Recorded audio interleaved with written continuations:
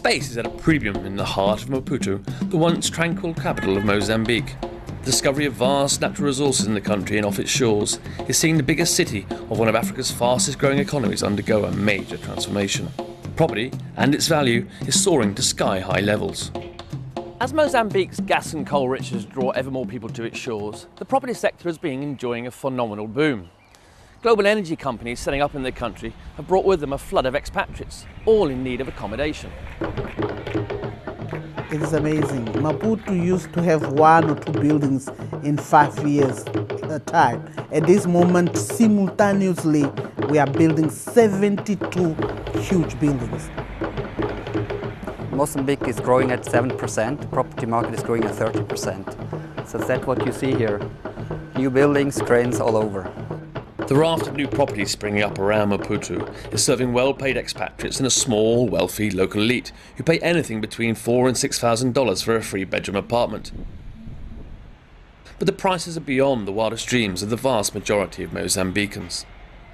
A certain elite is feeling much better at this point. There's a lot of businesses going on, but where the problem lays at this point is precisely with the ordinary Mozambicans, because, for example, an ordinary Mozambican, he cannot accept that he reads in the newspapers that a lot of our timber goes to China, while the same timber is not being used to make chairs and tables in our schools. In spite of enjoying 2 decades of strong economic growth, Mozambique has remained one of the world's least developed and poorest nations, as it has sought to rebuild after a devastating civil war ended in 1992. Adrian Frey, of real estate agent Pam Golding, says the fact that 80% of buyers are foreigners is a concern, but he's confident the property boom is sustainable and that with the right infrastructure, the benefits will spread. Yes, the level of construction will continue. What we see here is just the high-end market segment. There is another market segment being the affordable houses that still has to come, this boom. And then also with the bridge to Katembe and the ring road that opens new areas in Mozambique, in Maputo, you will have then other market segments that will join. The hope is that the discovery of vast reserves of gas off Mozambique's coast and rich coal reserves in the northwest will have a transformative effect on the development of the whole country. The nation has the potential to be one of the world's top gas exporters, alongside the likes of Qatar and Australia, with the first gas expected to be produced in 5 or 6 years. So it is an opportunity for the Mozambican to start making projects, thinking as an investor, thinking in a monetary way.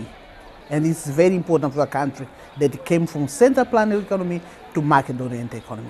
People are liberating themselves and think about money every day, counting coins and notes of money. It's good. But for now, Maputo's property boom is all about accommodating foreigners, as construction companies from China, Portugal and Mozambique work to address a severe shortage of both residential and office space.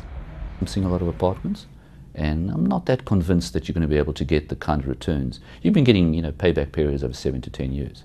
So those payback periods could become 20 or 15 years.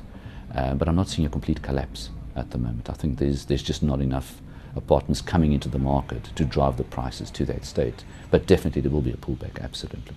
I don't see anything happening on the office space. There's still quite a shortage of good office space. Bad office space there's no shortage of. What is clear is that the face of this once sleepy city is rapidly changing, a reflection of the impact resource wealth can have on a country. The challenge for Mozambique's government is ensuring those riches are seen to benefit all, and not just the tiny elite who can afford the luxurious apartments with their picturesque sea views. Andrew England, Financial Times, Maputo.